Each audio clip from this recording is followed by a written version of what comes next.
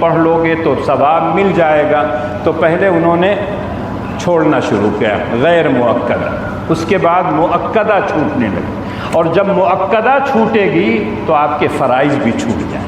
اگر کوئی شخص ظہر کے وقت آتا ہے، اتنا وقت نہیں رہتا کہ سنت پڑھے پہلے والی، اس کا مطلب فرض پڑھے گا، اور مسلسل اگر یہ عادت ڈال لے گا تو یقینی طور پر گڑبڑا جائے گا۔ سنتوں کی قضا نہیں ہوتی، لیکن ظہر کے بارے میں آتا اگر چھوٹ جائے تو فرض پڑھنے کے بعد پہلے 2 رکعت پھر 4 رکعت، یا پہلے 4 رکعت پھر 2 رکعت پڑھ لیجئے، تو پہلے کی جو سنت مؤکدہ تھی آپ کے دل میں یہ آئے گا یہ تو پڑھنا ضروری ہے، لہذا بعد میں پڑھنے سے اچھا ہے کہ 5 منٹ پہلے چلے چلو اور سنت ہم پڑھیں۔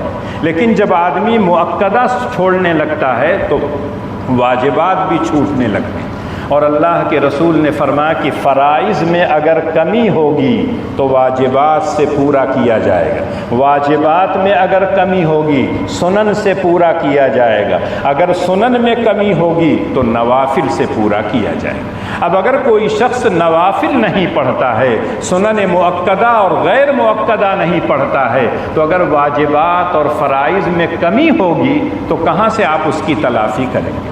اس لیے انسان کو 5 وقتہ جو نماز ہے اس کے تمام سنن اور نوافل کے ساتھ اگر پڑھیں تو زیادہ بہتر ہے۔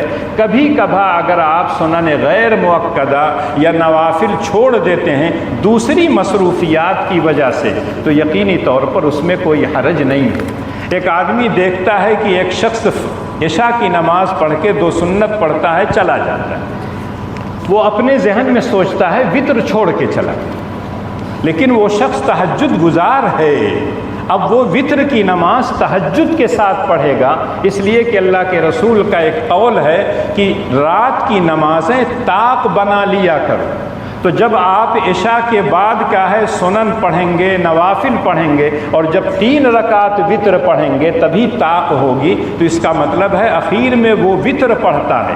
لیکن عام طور سے جب انسان دیکھتا ہے تو بدگمانی کا شکار ہو جاتا ہے کہ یہ بھاگ گیا ہے، وتر نہیں پڑھ رہا ہے، اور ہم لوگوں سے کہتا ہے کہ وتر پڑھا کرو۔ وہ شخص کا ہے نماز کا پابند ہے، تہجد گزار ہے، وتر کی نماز وہ تہجد میں پڑھنا چاہتا ہے۔ ہاں اگر دکھا کے وہ چلا جاتا ہے، نہیں پڑھتا ہے، تو یقینی طور پر وہ بھی گناہ گار ہے۔ ایسے ہی کوئی آدمی روزانہ تہجد کا ارادہ کرے کبھی نہ پڑھے، اور دل کے کسی گوشے میں ہو کہ ارادہ کرنے میں کوئی حرج نہیں، جیسے جماعت والے بھائی لوگ کہتے ہیں ارادہ کر لیجیے، انشاءاللہ بول دیتا ہے وہ، لیکن وہ انشاءاللہ ٹالا ہوتا ہے، ٹال دیا۔ آپ اتنا زبردستی کر رہے تھے اس لیے ہم نے کہہ دیا انشاءاللہ، لیکن دل کے کسی گوشے میں نکلنا نہیں ہے، تو ایسا مجبور بھی انسان کو نہیں کرنا چاہیے۔ لیکن ایک آدمی ارادہ کر کے سوتا ہے کہ میں تہجد کے وقت اٹھوں گا، پڑھتا ہے، کسی روز اگر آنکھ لگ گئی تو اس ارادے کی وجہ سے اللہ تعالیٰ اس کو اجر و ثواب دیں گے، اور جب وہ پڑھ لے گا تو یقیناً 10 گنا 700 گنا اس سے زیادہ اللہ تعالیٰ دیں گے۔ تو یہاں قرآن کریم نے کہا کہ نماز بہترین علاج ہے دشمنوں کی تدبیروں سے بچنے کے لیے۔ کسی انسان کے دشمن ہو، آج کل سب لوگ ہیں جنات لگ گئے، فلاں آدمی نے میرے اوپر یہ کر دیا ہے، وہ کر دیا ہے، نہ نماز پڑھیں، نہ ذکر و اذکار کریں، نہ تلاوت کریں، تو جنات نہیں آئیں گے، فرشتے آئیں گے۔ اللہ کے رسول تو کہتے ہیں جس گھر میں سورہ بقرہ پڑھی جاتی ہے جنات نہیں آتے۔ تو جب آپ کبھی تلاوت نہیں کریں گے، آپ کے گھر والے تلاوت نہیں کریں گے، تو وہ گھر تو ویران رہے گا۔ ویران جگہوں پر جنات آتے ہی ہیں، جہاں انسان آباد ہوتے ہیں، جو زندہ دلی کا ثبوت دیتے ہیں، قرآن کی تلاوت کرتے ہیں، نماز پڑھتے ہیں، وہاں جنات نہیں آتے ہیں، جنات کہیں اور چلے جاتے ہیں۔ اور دوسری جگہ اللہ جل شانہ نے جب فرمایا اتل ما اوحی الیک من الکتاب واقم الصلاۃ ان الصلاۃ تنہی عن الفحشاء والمنکر، اے نبی آپ قرآن کی تلاوت کیا کیجئے اور نماز پابندی سے پڑھا کیجئے۔ پتہ چلا کہ دونوں میں گہرا تعلق، قراءت قرآن تلاوت جو ہے نماز کا رکن ہے، بغیر قرآن کی تلاوت کے نماز نہیں ہوتی ہے۔ نماز نماز کا جو حکم اللہ نے دیا ہے یقینی طور پر قرآن دستور ہے اللہ کا، شفاء للناس ہے، ہدی للناس ہے، تمام چیزوں کی اصل اور جڑ ہے۔ اگر کوئی شخص اپنے آپ کو مومن کہے اور اس کا تعلق اللہ کی کتاب سے نہ ہو، یہ اس کے لیے سب سے بڑی بد نصیبی اور بدبختی ہے۔ اللہ اپنے نبی سے کہتے تلاوت کیا کیجئے اور نماز پابندی سے پڑھا کیجئے، اور وہاں اللہ کہتے ہیں ان الصلاۃ تنہی عن الفحشاء والمنکر۔ نماز کی خاصیت یہ ہے، نماز کی تاثیر یہ ہے، بے حیائی کے کاموں سے، غلط کاموں سے نماز انسان کو روکتی ہے۔ یقینی طور پر جب انسان نماز پڑھتا ہے، جیسے اس کا کپڑا صاف ہوتا ہے، اس کا بدن صاف ہوتا ہے، اس کا دل صاف ہوتا ہے، امید یہی ہے کہ جب صاف ستھرا انسان ہوگا تو نماز بھی اس کی صاف ستھری ہوگی، للہ فی اللہ ہوگی، لوگوں کو دکھانے کے لیے نہیں ہوگی۔ اور اسی لیے اللہ نے اپنے نبی سے کہا یا ایھا المدثر قم فانذر وربک فکبر وثیابک فطہر والرجز فہجر۔